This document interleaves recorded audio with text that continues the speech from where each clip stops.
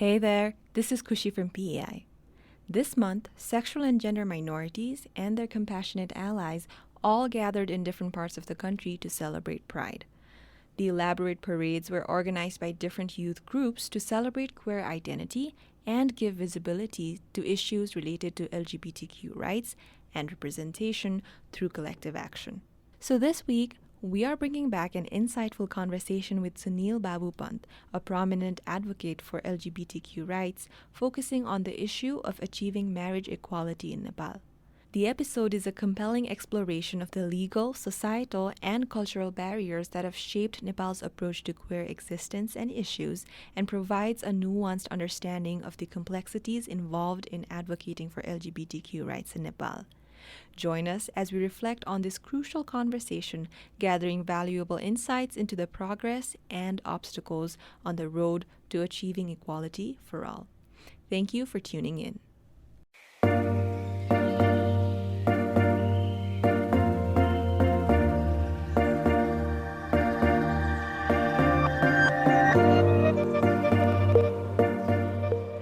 Namaste and welcome to Pods by PEI, a policy discussion series brought to you by Policy Entrepreneurs, Inc. My name is Kushi Hang. In today's episode, we have former PEI colleague Tsedon Kansakar's conversation with Sunil Babu Pant on the road bumps to marriage equality in Nepal. Tsedon and Sunil discuss the history and status of marriage equality in Nepal. The two draw upon Sunil's first-hand experiences to recall the landmark 2008 case Sunil Babu Pant and others versus Government of Nepal, which pleaded for equal rights to marriage, among other things. They then explore the significance of marriage equality, not only in the terms of human rights, but also society and the economy. Sunil Babu Pant is the founder of the Blue Diamond Society, an LGBTQ rights organization in Nepal. Pant is also the first openly gay national-level legislator in Asia. As a member of the parliament, his legislative goals included equal justice, civil, and economic rights for the queer community. He led the landmark Supreme Court case that decriminalized homosexuality and added a different category of third gender in the Nepali citizenship. He now continues to push forward those agendas as an activist. We hope you enjoy the conversation. Namaste, this is Tsedon. Namaste, this is Sunil. Welcome to the show, Sunil. Such a pleasure to have you on Pods. Thank you very much for inviting me for this program. Of course. So let's get on with the conversation, shall we? So the case Sunil Babu Pant versus the government of Nepal was a landmark case for Nepal. Revolutionary not just for Nepal, but the world as a whole. Back in 2007, even America, a country heralded for individual liberties, had yet to legalize gay marriage. Now, for the listeners who don't know, could you explain this case and shed some light on why it's revered as such an important case in Nepal's history? Thank you. It's a landmark case because it was first in the history of Nepal. Such a case has been brought to the Supreme Court of Nepal by sexual and gender minority communities, demanding all the discriminatory laws to be scrapped or amended, but also demanding to end all kinds of violence, especially state-sponsored violence. There used to be a lot of police and security brutality against this community then, but also defying binary gender. So Nepal became the first country when this verdict came from the Supreme Court back in 2007 that recognized more than two genders. So it was really remarkable, but also shed a lot of inspiration to all South Asian and to the rest of the world. What interests me, and I'm sure it's the same for our listeners, is why do we see this significant traction in 2007? What were the conditions, enablers, or even triggers that mobilized groups and institutions like you to pursue the agenda of the LGBTQ community? Perhaps it's timing, perhaps is, the movement was moving along and reached to a milestone where we were capable of challenging the government. Because when Blue Diamond Society was first registered in 2001, it was a very difficult time Nepal going through. Was Maoist insurgency was going on. There were a lot of security presence in the street, a lot of LGBTIQ people, especially the third gender or the transgender people, were in Tarai, I think, because they survive in begging during the wedding and childbirth. So they had to travel village to village. And they would come at a crossroad where other side is controlled by Maoist and this side is controlled by the army. So they used to be raped by both sides. So that kind of atrocities were going on. Then Royal Massacre happened the same year. Then after a couple of years, when the king then, Bikram Shah, took control of the, took all direct power, dissolved the parliament and imposed state of emergency. That's where security forces were roaming across major cities with impunity. So it was worse for a community like us who were very marginalized. Back then, we survived and worked hard, started documenting human rights violations, even though there was no justice we could access to. And then 2006, there was a populist movement were taking place against the monarchy's direct rule, and the parties and people were demanding to restore the democracy.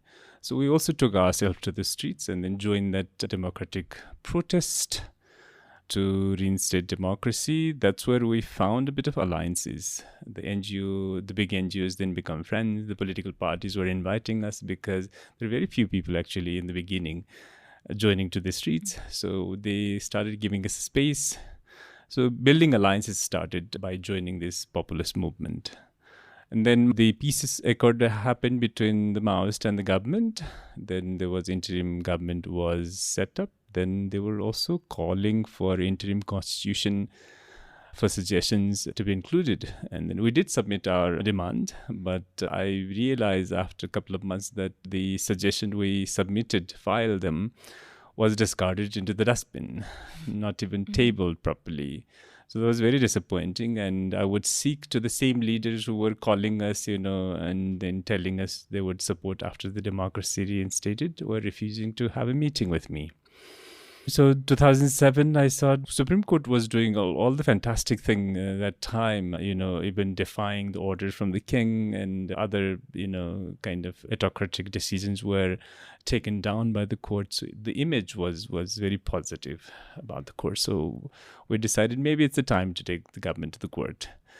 We can understand the autocratic king not listening to us and then mobilizing, but the democratic forces who promises so much, liberty, freedom, and all for marginalized and everyone, gender, sexuality, everything, but they were refusing to meet even. So that's the trigger point. Then I quickly called a lawyer, drafted the writ petition. I didn't have legal language as much. I still, do not know a lot about legal and litigation procedures. But said, look, this is what we want. We want end of this violence, especially from the police. But also there are so many laws against us. We want that change. We want equality. We also want protection from discrimination. And if possible, also marriage. So there's quite a big, ambitious writ petition we filed. The hearing started immediately, and after fourth hearing, the court gave fantastic decision. I think the first statement was sexual and gender minority communities are natural, because there were some, people were talking about unnaturality of being, sexual minority, a gender minority. So that was the statement. Then the three executive ordered the court issued it for the government to implement. First one, to recognize third genders and issue the citizenship ID and passport according to their gender identity.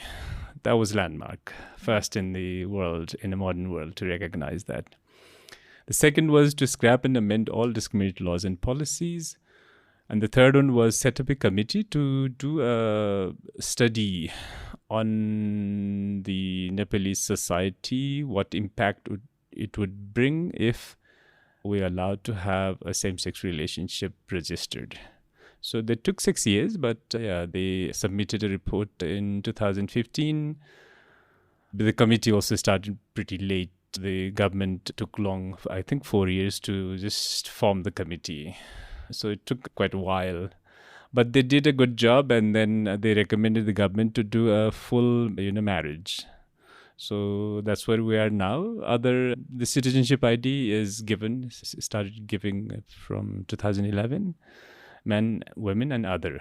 So there's the 3 gender categories. So just to be clear, although the protection of the queer community was granted by the court, the verdict on gay marriage hadn't been made yet. But what was done was a committee was dispatched to study the repercussions, burdens, and benefits of legalizing same-sex marriage. So, Sunil, can you share with us how a study of this sort is conducted, or more precisely, how this committee did it, and what were the findings and recommendations to the court? The committees, the structure was already defined into the verdict. So it would be headed by the Secretary of the Health Ministry. And then there would be an anthropologist, someone from the Home Ministry, someone from social sector, and then also a lawyer on behalf of LGBTI community who also pleaded that case.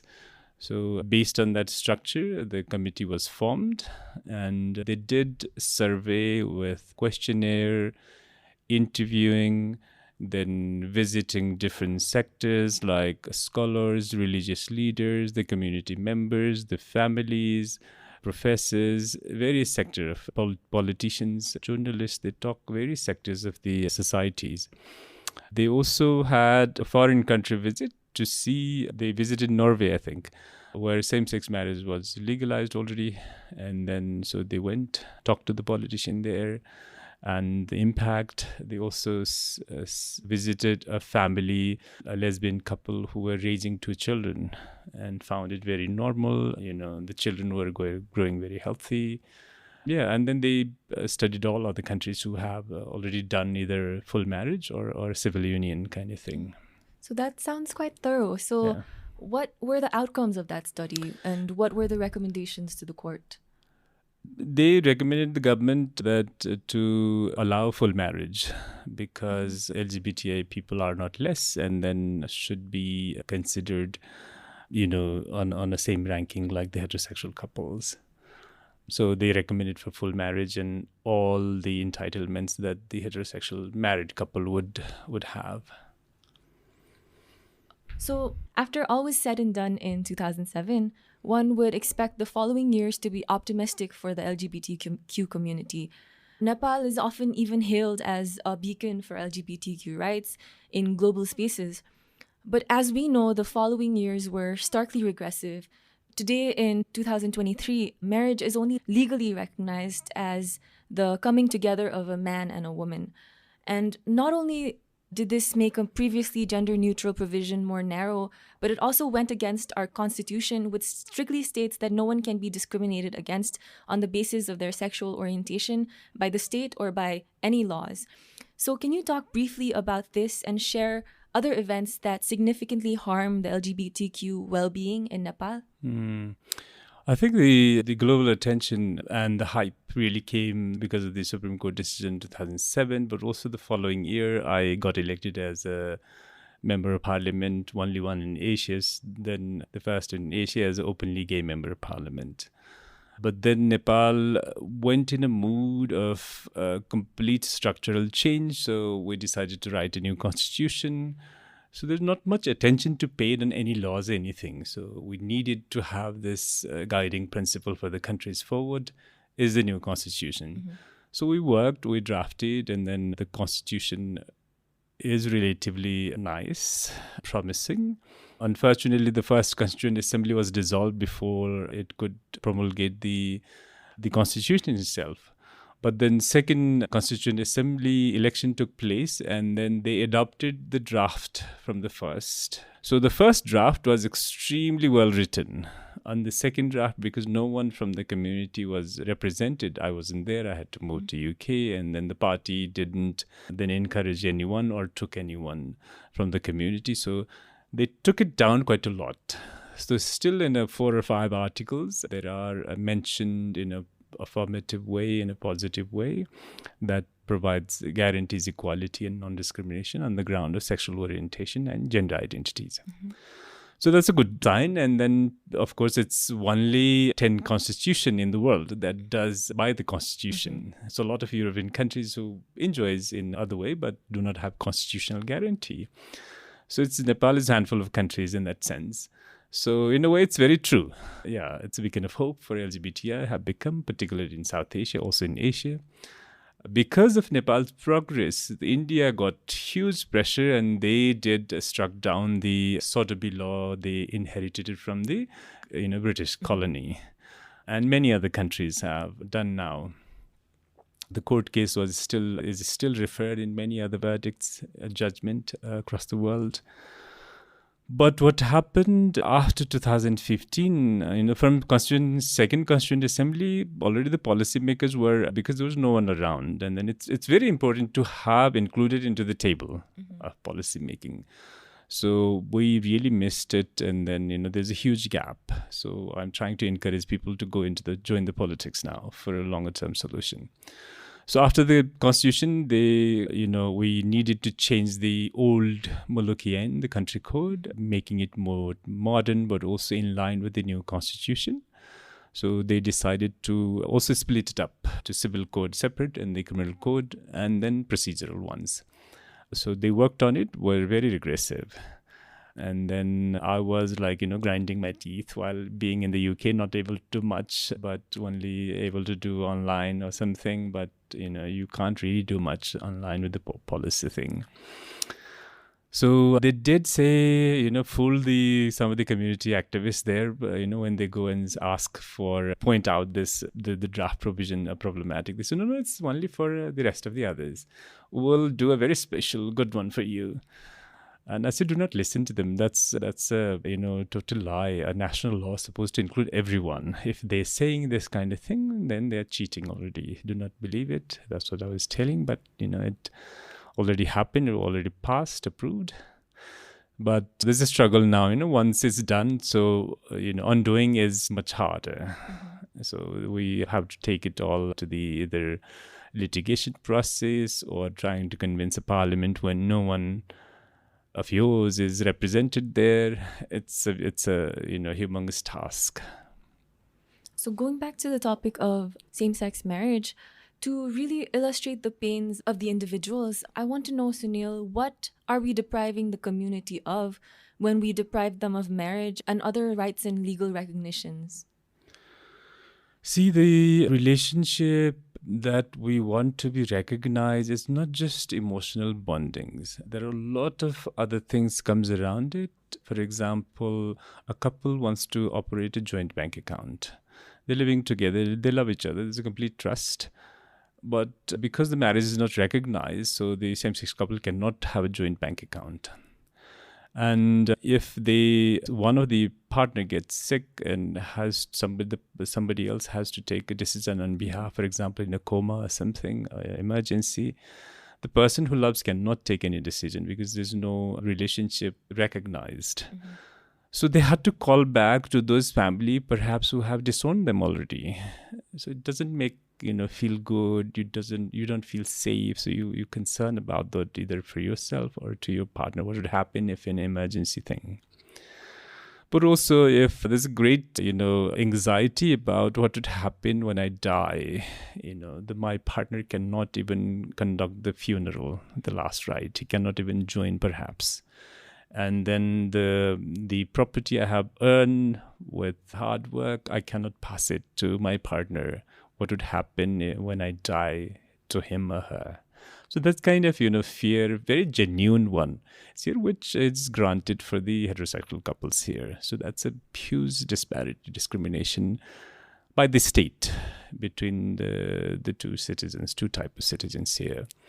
It's not only that, adoption is a problem and then not having a lot of rights and you are legally discriminated, treated as a second class or third class or fourth class. You're bound to, get this low self-esteem in your subconscious. So the progress is very difficult. It adds to the, mental complexity and then very easy to get depressed and anxious. So mental health problems, becomes a real concern for this community relatively to the others who are enjoying all the privileges and rights. So it's a lot of loss, and then it's not a small community. It's international studies suggest that LGBTI comprise of around 10% of the total population. So it's a huge, 10% of GDP perhaps, who would have been much more productive, have to struggle with their daily life, spending time on paperwork, fighting the discrimination. So how can one become productive and contribute to the whole social economy or national economy? So this country also losing to it. There was World Bank did a study saying having discriminatory laws and practices against LGBTI, it perhaps impacts 20% of your GDP. So, even if that even exaggerated and we take it half, 10% is huge number for a country like Nepal. And if we allow, for example, protection and equality, the benefits multiplies. People become healthier. The children who are growing a bit different than the social norm would not worry about much of their own sexual behavior or identities. They would do much better in their studies and professions. Then in, Nepal still has a good income source, national income source from the tourism. The tourism would go up if they welcome the LGBTI tourist, because, in the West, they have recognized this long ago, and then they call it, pink dollar or something. And the two professionals working, and not much expenditure on children, things like this. So they have much more disposable income. Mm-hmm. And then, so it's very lucrative market for the West, the LGBTI tourism is, which Nepal have been missing for a long time. We have giant countries, both China and India. The rich class is growing there, and then is a significant, LGBTI population, which perhaps would come and spend their money in Nepal. So even in an economic point of view, it's very beneficial to have providing all the equality and non-discrimination for LGBTI communities. So how do you explain these regressive moves from the state? Not only is the state willing to behave unconstitutionally, but it also turns a blind eye to the data the research committee produced, which, as you mentioned, shows the benefit of LGBTQ marriage, not just in preserving human rights, but as you just mentioned, but also in the economy itself. Mm-hmm. So why do you think is the state still not willing? But state is, it's a machinery, it's a system combined by all the individuals, and individuals have their own, belief. And then there are a lot of persons in the bureaucracy, also in the politics, in the parliament, who who definitely believe that, homosexuality is some kind of less or not good for the healthy society, perhaps. But also there is a fear. They think if they allow same-sex marriage, all the men then will marry only men. And then the woman only marry woman who will reproduce, who will recreate, kind of thing. I've heard those, from few people who asked it, And so they should know that, not everyone is gay, not everyone is heterosexual either. And then countries have even Africa, South Africa have recognized same-sex marriages since 1996. And then the demography has not changed. The population hasn't declined at all. It's just the other people also have the same, their loving relation is recognized and honored by the state as to the heterosexual men and women. So the fear of, one is humanity, but also those privileged class who are in the top, to feed their ego, they need somebody less always, so that they can enjoy the fake kind of, ego. So they want to have this disparity. So it's very odd and awkward for them to sit at the same table, same level to those who they have looked down upon for centuries. So it's going to take a long time for them to realize, but it's no choice now. You can't look down upon somebody saying you're different. It's not ethical anymore. We all know it. So, caste-based discrimination, gender-based discrimination, geography-based or because of facial feature, the way you look, or the way you prefer your sexual expression or gender identity. You can't discriminate to another human because they are not causing any harm to you. They want to enjoy their life. So why are you imposing your value, your way of life on others? Mm-hmm. So it's not possible. It's not okay, any longer to still sit up on the top and then look others down and point fingers. So I was very disappointed when I hear the response from Law Ministry to the Women Ministry, because Women Ministry finally drafted this same-sex marriage bill, preliminary, and they sent it to the opinion from Law Ministry. The Law Ministry responded asking a question, and the fifth question was really deeply troubling. They said, what's the financial burden to the state if they allow same-sex marriage? So if they ask that kind of question to a citizen who is supposed to be there to facilitate the citizens' right and protect them, if they are concerned about economic burden to the state, you can understand the level of deep prejudice they're having in their subconscious. So there's no way out except these bureaucrats, these politicians must learn now. We're not going to teach them every time. It's been 20 years, more than 20 years. So they can't say we don't understand, we don't know anymore. If you don't, then either leave or study. We're not your servant that we feel like we are obliged to go and treat their intellectual games or something. Mm-hmm. Yeah, you must understand all the human rights now. You must understand the country's demography, the people, the nature, etc., and then fulfill your duty that you are here to uphold the people's rights and protection. And if the peoples are more marginalized, pay more attention, invest more in the policy, in the programs, in the budget.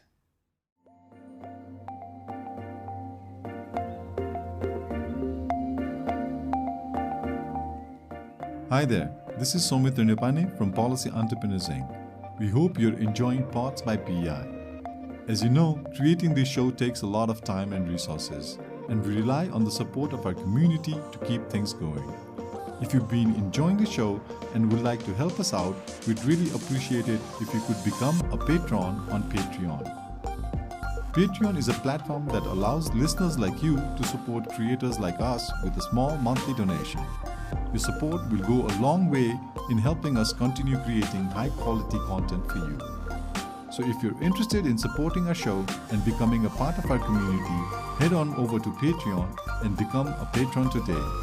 You can find us at patreon.com/podsbypei. Every little bit helps, and we can't thank you enough for your support. Now let's get back to the episode. So for the larger half of its history, patriarchy has really been deep-seated in Nepali society, which, as you said, is reproduced through heteronormative structures and values. Let us inch a little into the social and private aspects of this issue now. How is the Nepali public perception of the LGBTQ community today? Do we see progress, or is public perception and response still a barrier to breakthrough like gay marriage and their effective implementation? Look, it's not just patriarchal society. It also, very hegemonical, based on certain religion and caste.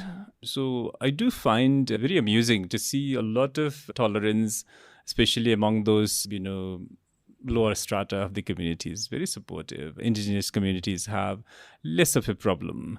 I wouldn't call it no problem, but very less and very tolerant, very inclusive. And a lot of festivals you see have a lot of sexual diversity displayed, gender diversity displayed, whether it's Gai Jatra or Maruni dance, for example, or Ropain Jatra, or the Dakini dance, And there's some festivals which requires, third genders.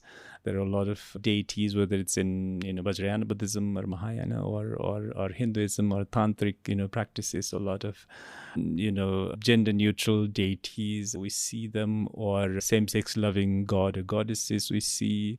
So inherently, it's never been, homophobic or genderphobic culture. But slowly patriarchy comes here since last 2,500 years, slowly taking over. It hasn't completely wiped out. The matriarchal elements is still there. Ajimas are still revered in Kathmandu Valley. There's Maithan, or the mother goddesses are worshipped in whenever we see a big nice stone or a big tree or the two rivers, coming together, or the two hills in the gorge, or top of the hill is always one or the other Maithan, whether it's Manakamana, Annapurna, or so many others. Chinnamasta is there, and so it's a very in a way matriarch country historically. But it had changed in last 2,500 years. So we find it tolerant here, but also the philosophies are very, compassionate oriented. And then also the karma theory is here. So not much justice and punishment, but people come in a different form, or the sentient beings come in a different forms, and also take different forms. It's their own karma, guides their next destination. So in a way, they do see whoever, nature is, it's his or her nature. Nothing to do with the sin or some kind of or somebody else, God or somebody. So that there is acceptance in that sense, diversity. We're all diverse. We are all different, but in a soul level or the ultimate level, it's also equal, because in infinite life, everyone comes and repeats different sorts of life, different nature of life. So people do know that they may have been in the past men, women, or third gender, or others, or even ancient sentient beings like ants or serpent or elephant, anything, or they would become in next life also. So in that sense, they do see a bit of apathy or sympathy or whatever. But then there is also this, unfortunately, patriarchy, but very hegemonical, hierarchical society. There's a ruling class, been last 500 years or so. And then, so 2,500 years, the patriarchy, the one men were, dominating this part of the land. Then slowly, it's the two castes become Kshatriyas and Brahmins. Now, last, I think, 100 years so, it's more Brahmin than Kshatriyas. Now it's completely Brahmin. All the party, leaders are Brahmin. So they are, I do think they understand. They do believe in karma theories, etc. But it's very difficult for them to give up the privileges they have. That's why the resistance is here. I don't see a very ideological problem or the philosophical problem to accepting it. The difficulty for them is to give up their privileges. So that's why resistance to even accepting, including the women. Even, constitution guarantees 33% of women representation is still not happening. So giving up your privilege, it's extremely difficult for them. But I again tell them that it's, you can't have it unjustly just for yourself forever. Learn to give up, learn to share, and then make this, society much healthier. Yeah, I guess nobody with power would willingly give it up for anything. Yeah. But looking on the brighter side, are there any wins that you may have observed for the gender and sexual minorities in Nepal recently, since 2007? So a lot of changes here, particularly I see a lot of young people coming out much more easily than we have, and perhaps with less opposition. The social media perhaps have helped it to get the information, knowledge, also finding a quick, comfort with the friendship and things like that, and peer groups, etc. So, and then much more visible now with the organizations and more people coming. I see they have a new way of creating visibility. They do a flash mob every now and then. They also doing it June as a Pride Month, which I disagree, because they should do a Pride Month or Pride Day or Pride Week in other months where it's cooler, nicer. But because it's happening in America or Europe, they just copy it, which is not, conducive. And it's a American history. It's okay, we respect others' history, but you celebrate your own history or march for your own cause here, do not copy. And then it's a climate-wise, it's a disaster, June is best month in New York and London, but here it's like soaring 40 degrees Celsius. I saw the day people trying to do, in Nepalganj or Ithari or in Dharan, Biratnagar, everyone's sweating. Even for the allies to come and join is very difficult, And when there's kind of soaring heat, everyone stay cool inside. It's not a celebration. So blindly copying others is, and calling it pride, I don't agree with this. They should find better months. There's so many other festivals. The local days here, for example, the day Blue Diamond was formed should be another definitely Pride Day, or the Supreme Court gave us this fantastic verdict in 2007, April should be also a nice month. Should be celebrated as a Pride Day. There's a local festivals going on for centuries here. Gai Jatra, Rupai Jatra, Dakini dance whole week long. And then you have this whole month of Lakhe festival, is associated with queerness. It's man but perform in a big jama, makeup, long hair, almost comes as a, middle gender or more feminine in that than more masculine. So there's so many elements that you can trace to your own roots and cultures and celebrate it. But it's happening, young people, and also blindly copying the concept of identity. They don't like the third gender, middle gender, or even local term like Mithini. Should be, the adopting gay, lesbian, also trans men or trans woman. And the idea of the healthy person, the psychological misguidance from the West is coming. So they think they're born in the wrong body and they have a gender dysphoria. It's a very Western concept.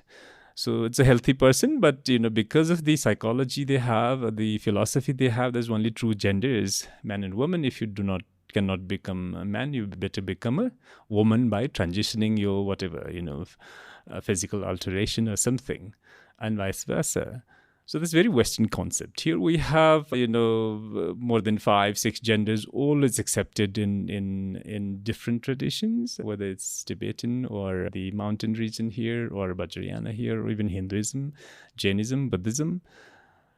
6 genders, and then so there are plenty of choices for you to find, comforting identity, but also expression in a healthy way. You don't have to be rigidly copying and then feeling that you're unhealthy and then going through this expensive surgery and taking hormones, which perhaps not necessary, and it's also long term. It's very unhealthy. So there's time to relook again. So I suggest this young generation not to blindly copy everything West does.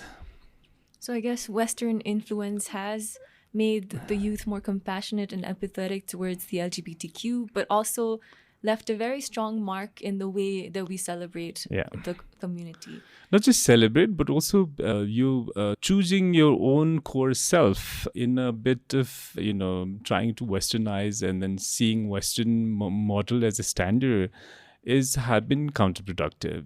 It's becoming a problem in the West also. The health system is now really struggling because when they recognize gender dysphoria as a disease, then the health system is supposed to support them, because in Europe, you have everything is covered and it's hugely expensive. And then, people, they give free hormones and then it doesn't work. They change it, add it, reduce it. And then after a couple of years, they want to come back. And then because it takes a toll on your mental health, so then whole detoxification, rehabilitation starts, and people go regret and they want to come back and, do the surgery or something, but which is not possible. So it's a complex, problem it has become even in the West. And then fully becoming a woman or become a man, whether it's possible or not possible is still a debate. Whether, just doing your surgery, removing your male organs and putting a shape of a, vagina, would that make you a woman, full woman? Because you can't still have a period, you can't conceive baby, you can't still do breastfeeding. And then the other way around is more complicated, so it becomes a discriminatory practice within your own community. The female born who are masculine, who wish to transit and become a trans man, it's almost impossible. So that practice is discriminated within the same community, because someone is born male gets easier access and cheaper, somebody born female is discriminatory. And then so they would never become a man as a trans woman, a male-born transgender who would easily become a woman and produce a medical certificate and become a woman in a passport in gender. So it's a discrimination itself. And then now a bit of concern in the West, not just a bit of huge concern. This whole society is divided in the West. J.K. Rowling wrote an article 3 years ago, hugely contentious, and divided the whole West into two. Some are supporting, it's because of their feeling we support it. And the other said, no, we support them because who they are, not trying to become who they are not. And then the Olympics last year allowed for 6 years to compete the trans woman with a woman. But then women athletes who, spend a lot of time and resources, energy to make them fit and win the medal. And then they lose with the trans woman because physically the bones are much stronger they have. And so they're losing in running and swimming and other thing. And also some countries have been a bit more liberal, and they allow a trans woman without surgery still having a penis, but allowed to have a women passport. And now they had a problem because women's space is somehow spatial for some time in certain setting like swimming or going to sauna or breastfeeding places or in a prison inmate. So there was a scandal happened when a few years ago in Canada, the trans woman was, put into the same prison cell with women. And then because it was a long-term prison sentence, the trans woman raped another inmate woman. So the scandal broke out. So you can't really, judge that way and then believe that because of your look and expression, you have become complete woman or complete man if you're not already born. So here in Eastern philosophies, it says, modify yourself, make up, modify, upgrade yourself, become best of yourself, but not somebody you are not. So moving the conversation back to the topic of same-sex marriage, how can we build on the grassroots efforts for marriage equality made so far so that they can translate into the larger consolidation of rights and recognition of gender and sexual minorities at institutional levels? The regular process to have same-sex marriage is the government, draft the bill, and then the cabinet approves it and then send it to the parliament. Then it goes to the parliament legislature committee, they consult, and then when it's ready, they put it to the Parliament Assembly for vote or amendment if they need it, and then finally pass it from there. But it's going very slow. So this is 2 writ petition again in the Supreme Court now being heard. One from the lesbian organization called Mithini, one from Blue Diamond Society recently filed. So they are asking to, speed up, ordering government to speed up the lawmaking process, but also demanding to have interim relief so that until the parliament passed the law, there's a separate, provision or a way out. And there's a possibility that the court may come with that decision asking, have a bill at least within 2 years. They can give, timeline to the government, but not to the parliament. But at the meantime, while the government and parliament pass the law, look, we have this, high courts where marriage is registered in each province, have a separate file desk register and keep it separately until the law is passed. So that allows the already living committed, same-sex relation to go and register their marriage. So that's the hope now. Building upon that discourse, what about the Nepali people? What can be done to alleviate the stigma around gender and sexual minorities in Nepal? The job is for the government. Should have been and always have been.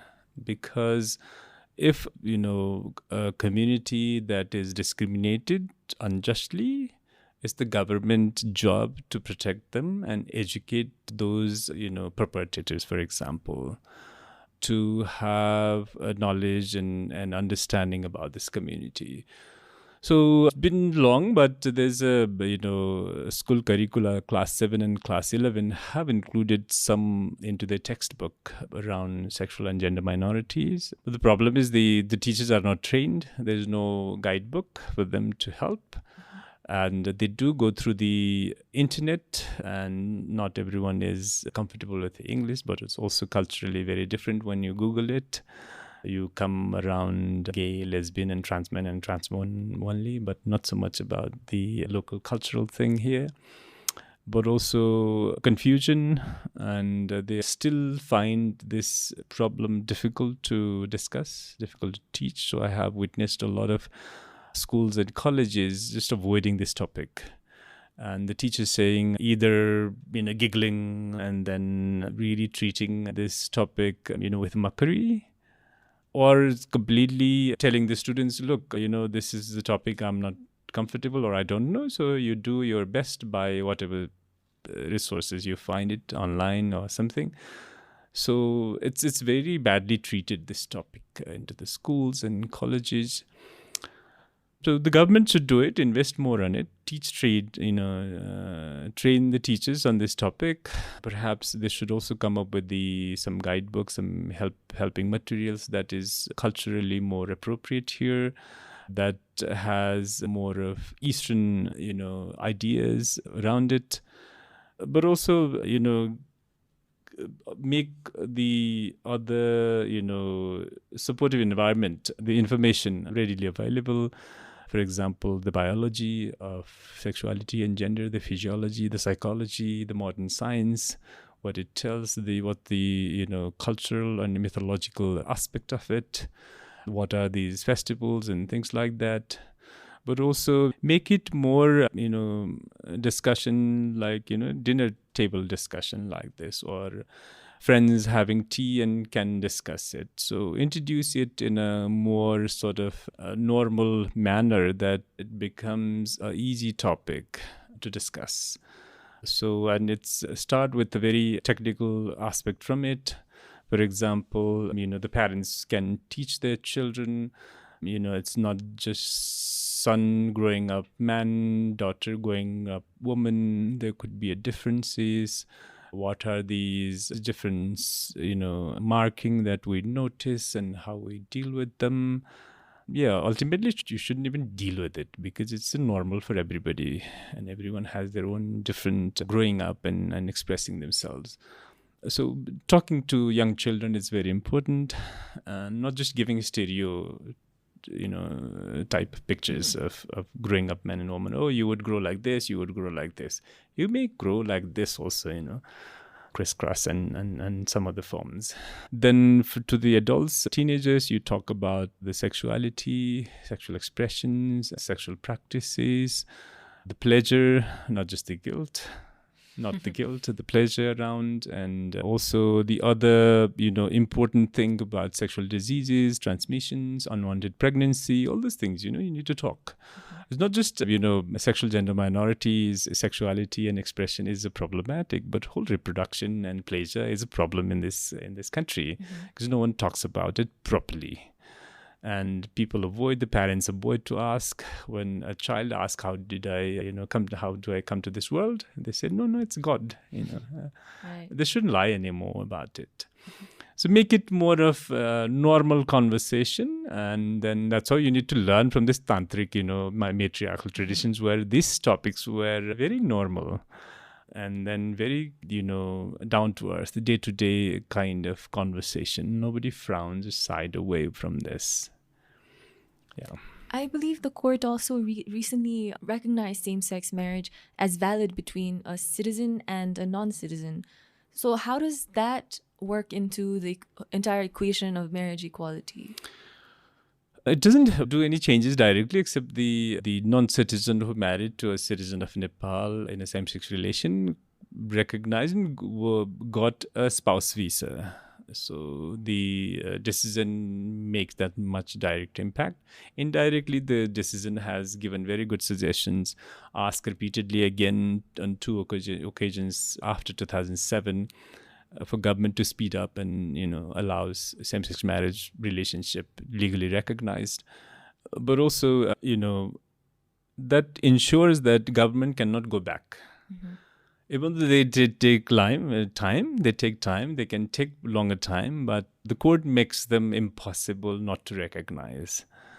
Otherwise, we'll go back to the court again, and then they will perhaps issue more, more stricter order. So they know it. So that's why it's a couple of reasons. I think I said that the privileged don't want to lose their share, which is not their share. It's the trick. They've been doing it for the last 200, 300 years. The second is LGBTI or the sexual gender minority community is not a priority to the government, which is very unfortunate. The political parties do not recognize this community as a vote bank. That's why they're not paying much attention either. So in that sense, I see, unless LGBTI come together and join the politics, they wouldn't know. And they see, it's a handful of, third gender or transgender people with either loud makeup and bright, fashion, standing on the streets doing sex work or something, or some organization protesting against the government, demanding rights, etc. So they don't see a big vote bank as 10%. If we make them realize, they would do it very fast. And then the other thing is bureaucracy is very lazy in this country. It's very difficult. Even they are not lazy, the whole system is so slow. And until you go and change it, it's just the same table for years and years and years. So I found, based on the committee's suggestion, the committee's report went to the government and went to the women ministry. They took years, and then they asked the law ministry to send their opinion, and the law ministry took 1 year just to send a half-page response. Mm-hmm. And then now it's been 3 years already in the response from the law ministry to the women ministry, sitting and eating dust into the cabinet. So you have to really do chase up, which is very unfortunate. Yeah. So I guess if we want to see any change, we need to quite literally take things into our own hands. But as we strive to make the Nepali state and society more just and inclusive of its gender and sexual minority citizens, are there stories or lessons from around the globe that we can learn from? Yeah, plenty. For example, when South Africa got independent, from the apartheid, Nelson Mandela became very visionary leader and became the first president. And when they wrote the constitution, they embraced everyone. So he was very persistent and very aware about no one left behind. So they had this fantastic constitutional guarantee, even up to marriage, mm-hmm. for the same-sex. So that's a huge, inspiration. So we looked up a lot to the South African. So one leader can really do a lot if he or she is visionary and inclusive and have sympathy and really see the future of the country on diversity and non-discrimination and just values, which didn't happen here. They give a lot of promises here, but they ultimately turn out that, they throw the king and they wanted to become another king. It's just like that. It happened. Then we see the UN, human rights after Second World War, when they established, was really, hopeful. And there's a General Assembly who have passed the Human Rights Convention, particularly the International Covenant on Civil and Political Rights, and then also economic, social, and cultural rights. They were the foundation. You see a lot of clarity on intellectual level from them, but also Nepal have become party of them. They should have never had this, discriminatory laws on the ground of sexual orientation and gender, because they already signed and become the party and, protocol of the ICCPR. So when you become a country, become a party and also signs protocol, that convention, supersede the law. So now they should allow same-sex marriage because of that mechanism. But, Nepal don't work on rule of law. It's very ad hoc. And then if you have influence, you can do anything. Even for, to get a gender identity recognized in your passport other than different from your birth, as 11 people have got passport as women. while their birth certificate was male, because they have some access to power. Like Santosh Pant, who was into the army, and his son became daughter. So within a very short period of time, he had the citizenship ID and passport. Look now how many children with a single mother still struggling to get citizenship ID here. But there was, gender change, everything changed, and then she was able to fly within very short time abroad. That's the thing happened. So this country is run by those privileged classes, and then for them nothing is impossible. For others, everything is so tough. Yeah. So from our conversation here today, I've gathered that it seems that there's nowhere to go for Nepal other than to legalize gay marriage. It's just a matter of when, right? So wrapping up, are there any final messages you may have for our listeners? It's not just a matter of when, it's just a matter of how.